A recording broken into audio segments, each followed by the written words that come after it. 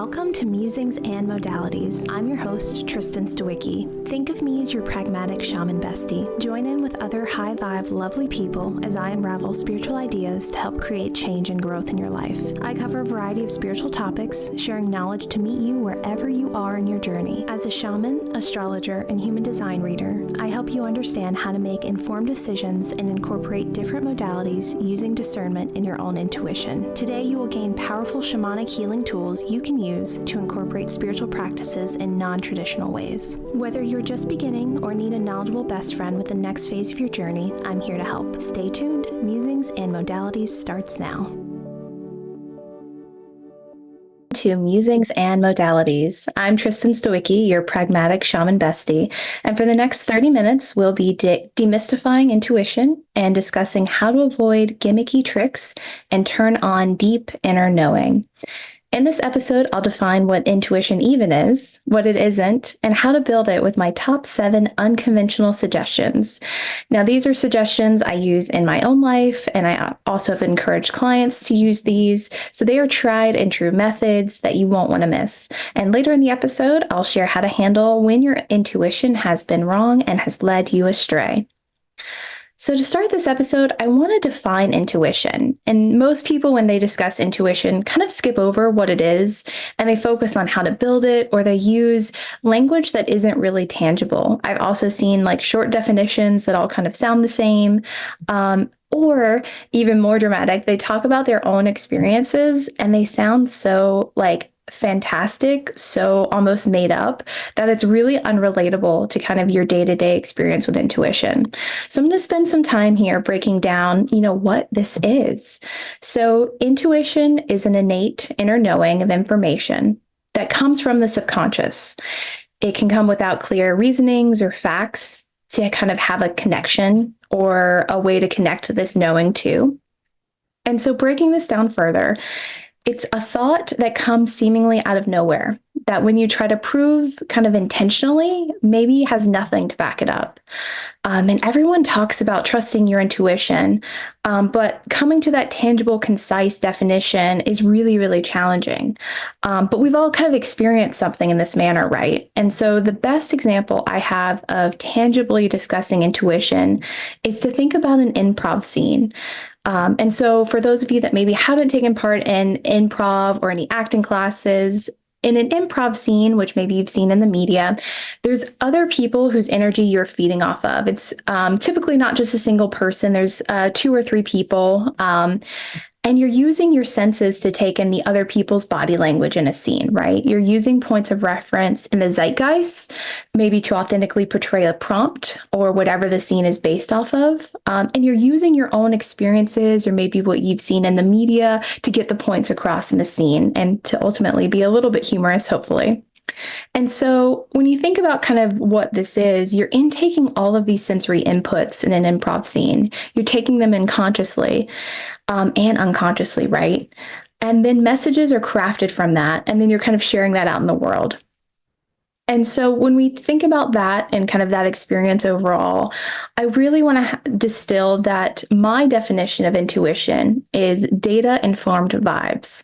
So that data could be made up of past experiences, that could be a current sensory experience, past sensory experiences, right? There's almost an astonishing number of inputs that your incredible brain can recall and analyze and output. And then we also have room for magic too. So I hope that example helps as I start talking about what intuition isn't. So I do want to start with a quick mini rant. Intuition or being intuitive is not just a tool in the spiritual community, right? This is not something that's been made up or thought up in the past 10 years to bypass the need for credentials or certifications or training when kind of calling yourself a healer. It has absolutely been used that way, right? But the term intuition has been co-opted and muddled really by those with ill intent or who are just naive and don't know better.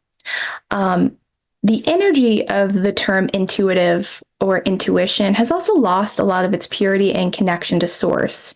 So really, I ask that we kind of reclaim this term today and redirect it from this path. So let's talk about what I don't do with my intuition to kind of keep us aligned.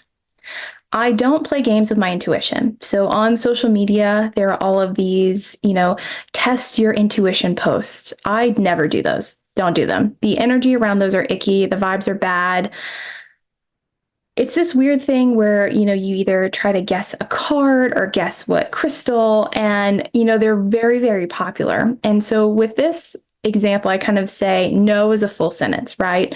The vibes are bad, which is one of my second favorite phrases to use when I don't want to do something. And the reason I don't want to do these outside of the vibes being bad is in the best case, you get it right, whatever that means, right? Maybe you've guessed correctly. But there's no real energy connection behind that guess connection, which kind of further validates for me this is kind of a waste of time. And if the best case is that I've wasted my time, and the worst case is that, if I'm someone that's new to my spiritual journey and I'm trying to open up my channel and I'm trying to, do new things and I've guessed incorrectly, that could really drive home doubts about my gifts and knowing, which is the opposite of the experience you want to have. Intuition is all about being comfortable with shades of gray. So from the premise of those kinds of games, they're not really set up for success because it has a finite answer, right?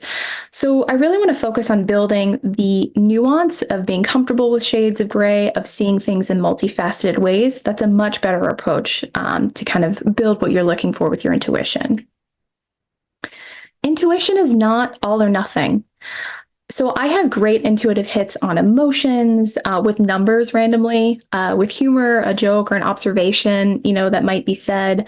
I'm fantastic at tracking the change in energy. So if I'm doing entity clearings or removals for clients, or I'm cleansing and kind of balancing chakras, that's something that comes really naturally to me. Some things that, I've had to work on my gifts and really spend time deepening my connection to is working to hone my intuition with nuance, with the nuance of future trajectories, right? There's different paths someone could take, what each path looks like, and kind of the pieces between that, past lives. So areas that have complexity and nuance, I will continually be learning and working through and kind of holding my knowledge of. And I'm very honest that my intuition is still expanding. And where I am now will look very different from 2 years from now, which I hope for all of us, right? Ego is also not intuition. So ego-driven thoughts are not from your own inner knowing.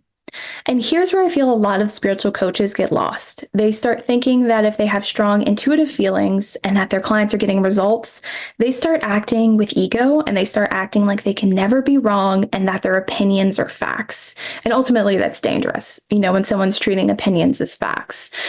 I've also met spiritual guides and teachers in this space who I love working with in the beginning. And unfortunately, their ego kind of took over.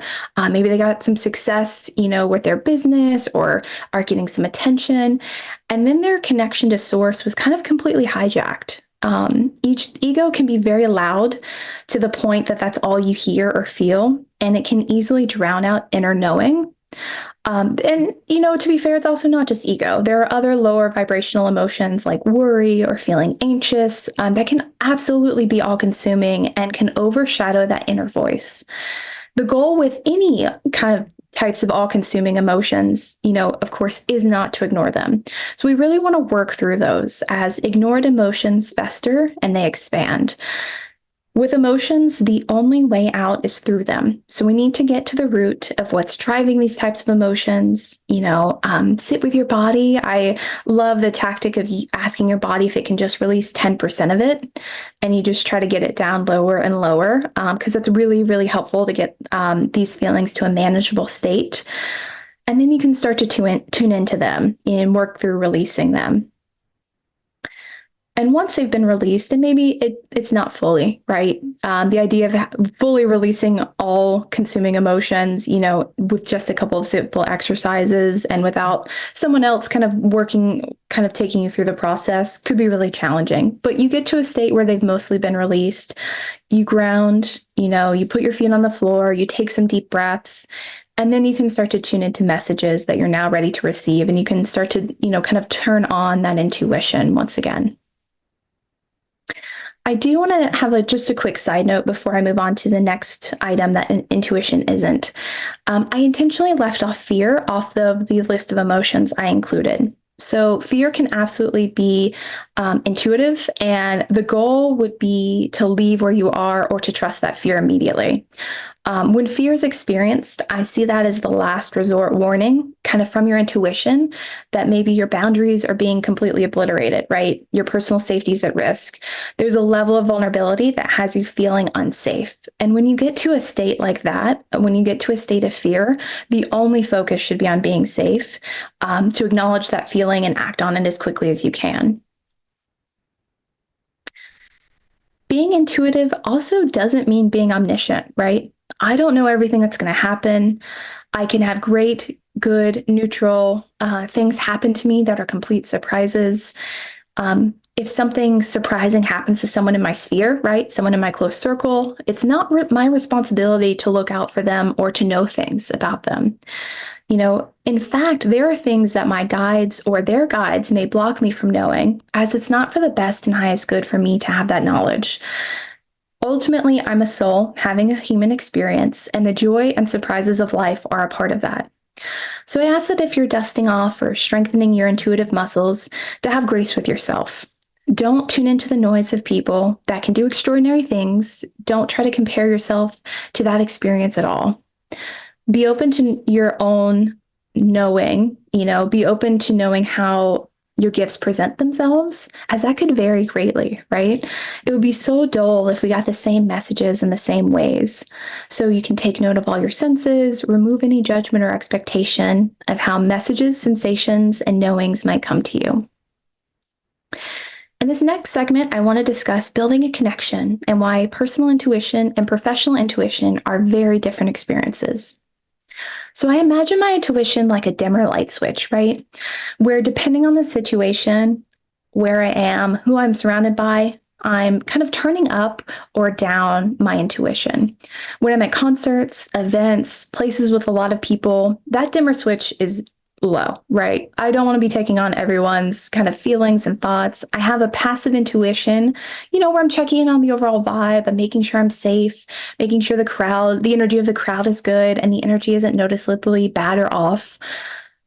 And when I'm at home, kind of doing my morning routine, when I'm connected to source, when I'm not in a public space, I'm going through my affirmations, I'm writing in my gratitude journal, that dimmer switch is very, very high. And so those are completely kind of different experiences with intuition.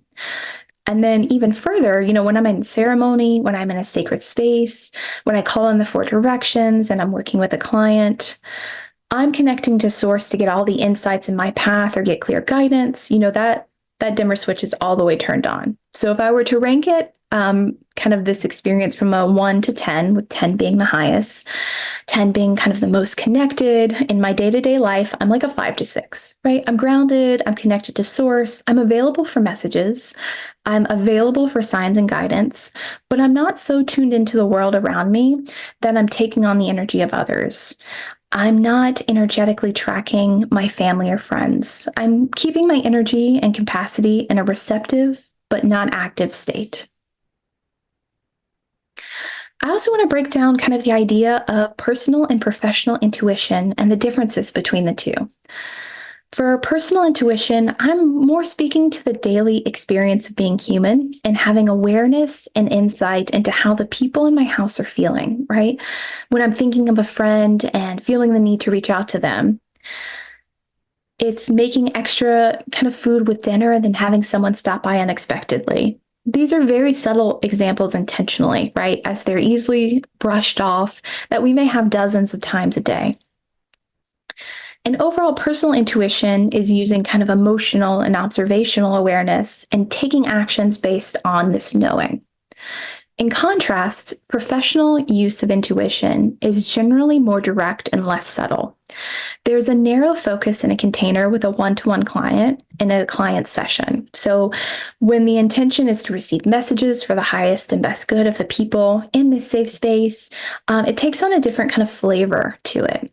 And rather than getting messages sporadically throughout a day, the intention is to get all the messages possible within, 60, 90 minutes, however long the session is, for someone in a space without distractions.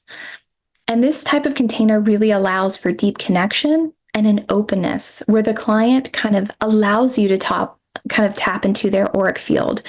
They allow you to tap into their paths, their energetic body. In a session, I can see, feel, hear, what my clients are experiencing.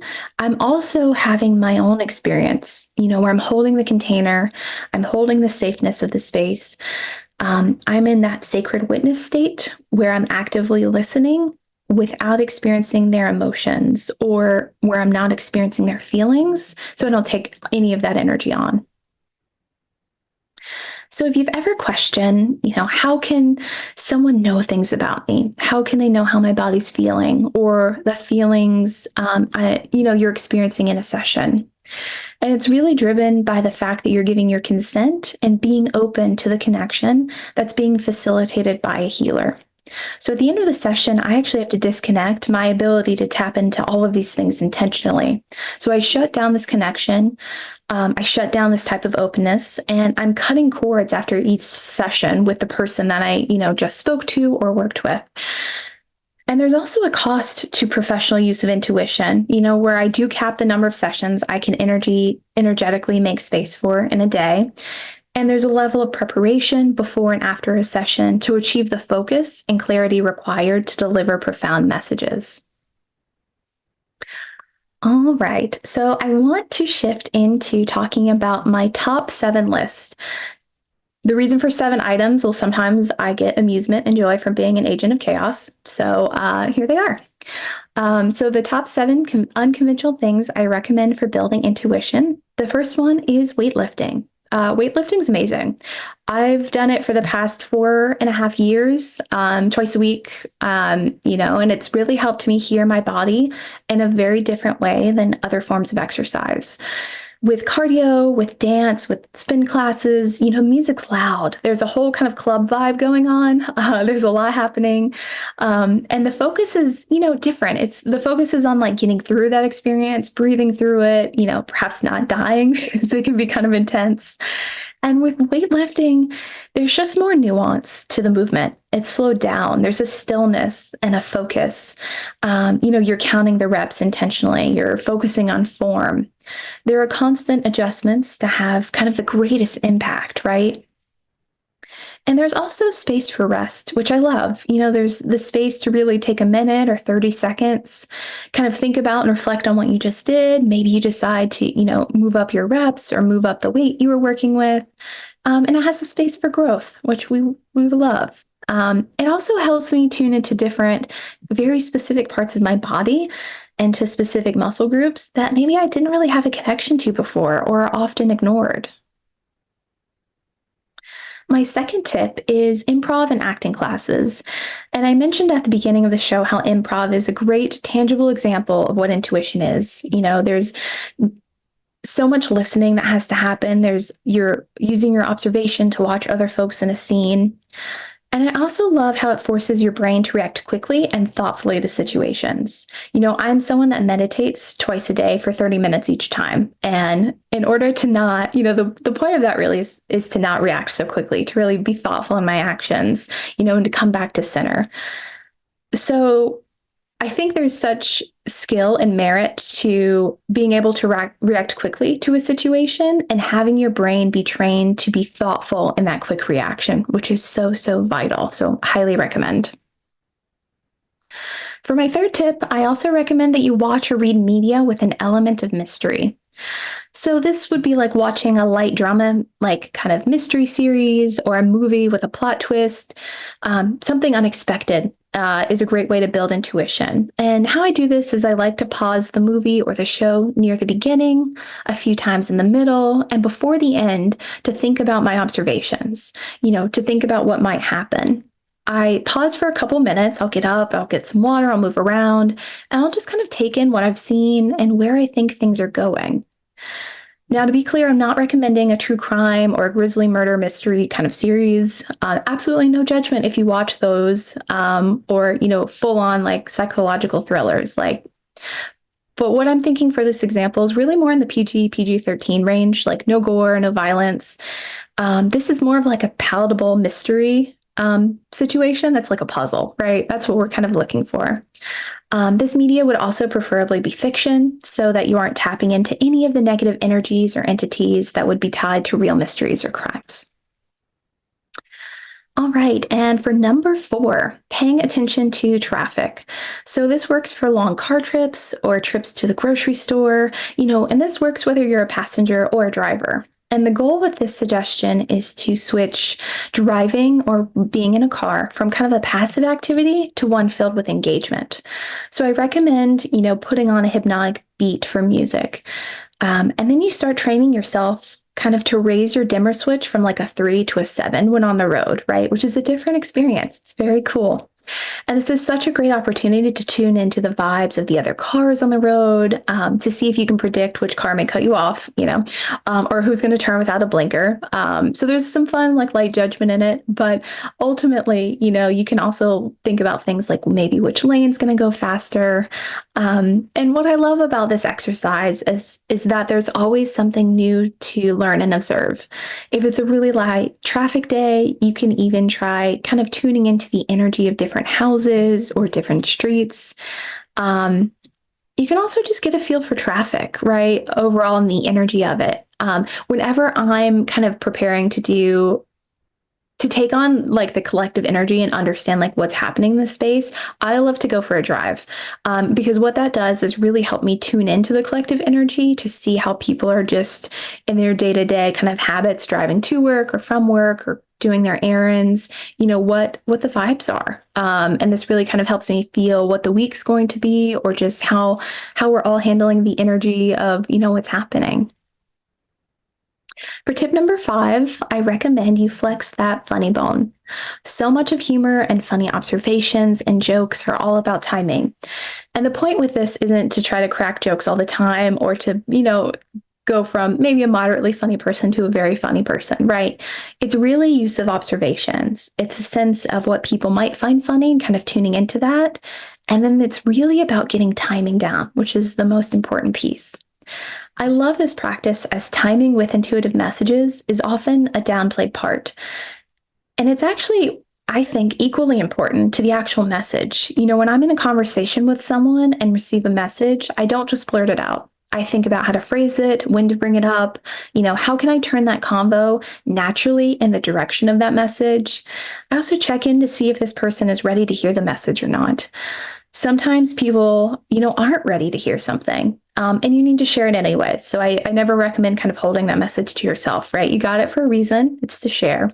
But 80 to 85% of the time, I'm able to deliver the message kind of with effective timing, so it's not just brushed off. For number 6, sit with a menu. So the next time you're planning to go out to dinner, take your time with the menu. Read through each option and see how the selections make your body feel. And think about how you would feel when eating it, how you would feel a few hours later. Is this something my body wants? You can sit with how different types of dishes feel to your body. Like I love comparing steak versus salmon versus vegetarian dishes, depending on, how I'm feeling that day. I want to see if my body wants grounding, heavier foods, or lighter fare. And this is a great kind of low stakes way to build your inner knowing, right? And to build your connection with your body, which is so, so important in this work.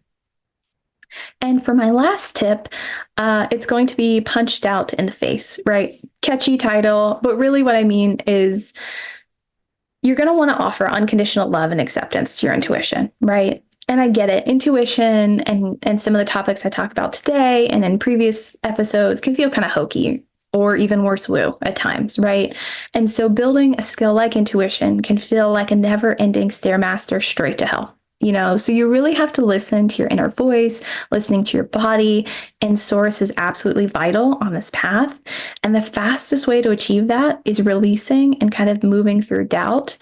And if you need to, sometimes you just have to punch it right in the face to move through it.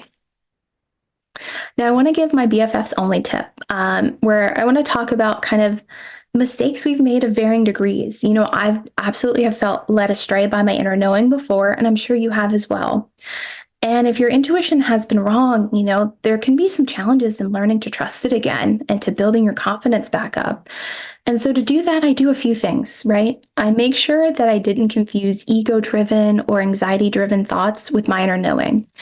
I really examine if my intuitive hit was flat out wrong or incorrect or just a little bit off. I'd also look at the situation that comes to mind and see if it could have played out for me in any other ways. Would that have been better or for worse, right? So kind of like a choose your own adventure. Would the adventure have been better? Would it have been neutral, the same, or really, really bad? And the reason I really like to reflect in this method is because our intuition's guided. We have guides that are sending us messages, adjusting messages, and perhaps even blocking them at times. As I've mentioned, there are things my guides won't tell me, and there are things my clients' guides won't share with either of us because it could be detrimental. It could take them or me off our path, or because it's actually better for us to not know and to go through whatever experience is coming to actually suffer less or to reach a higher timeline. If you've done this type of reflection and there is still something missing, I would really check in on your connection to source. At times in our journey, especially after quantum leaping, experiencing big energetic shifts or changes, we can get waylaid or hijacked by negative energies or have interference with our connection to source. And this is a perfect time to grab a pendulum and, kind of check in to see about your connection to source. A few ways that I've done that is checking in kind of with two statements.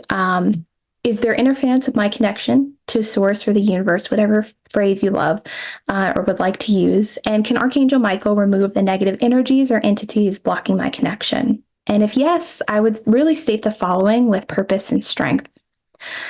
I choose the light over the darkness now and forevermore. Archangel Michael, I ask to remove any and all energies and entities blocking and disrupting my connection to source. I call upon Source or the universe to fill in any gaps in my energetic body and fill my energy with pure light and consciousness. So I know I introduced several new concepts with those phrasings, and I'll definitely do some future sessions where I dive into this more. But just know that that's kind of a simple way to do a check-in. And then, of course, if you need further entity removal or clearing, definitely reach out because it's something I can help with. I hope you enjoyed this episode and the information shared helps kind of clear up some misconceptions about intuitive knowing. Remember, intuition is data-informed vibes. I hope you try one of the unconventional tips for building your intuition. And remember to not really start with spiritual tools as the only method. Don't start trying to guess which card is coming up or anything like that. Thank you so much for watching Musings and Modalities with me, your pragmatic shaman bestie. It's an honor and a privilege to have this platform. Tune in the second and fourth Mondays of each month at 8 a.m. Pacific, 11 a.m. Eastern for more fabulous episodes. With my shamanic healing sessions, I offer personal clearings to remove negative entities, energies, and to get your energetic body and chakras back into alignment. You can book that session, home clearings, and more at musingsandmodalities.com. Thank you for listening. You've been listening to Musings and Modalities with me, Tristen, your pragmatic shaman bestie. For more powerful healing tools, join me every second and fourth Monday at 8 a.m. Pacific on Transformation Talk Radio. I cover a variety of topics to meet you wherever you are at on your spiritual journey. Learn techniques to work with pendulums, past life healing, astrology, and more. Please share the show and subscribe for more guidance from your pragmatic shaman bestie at musingsandmodalities.com.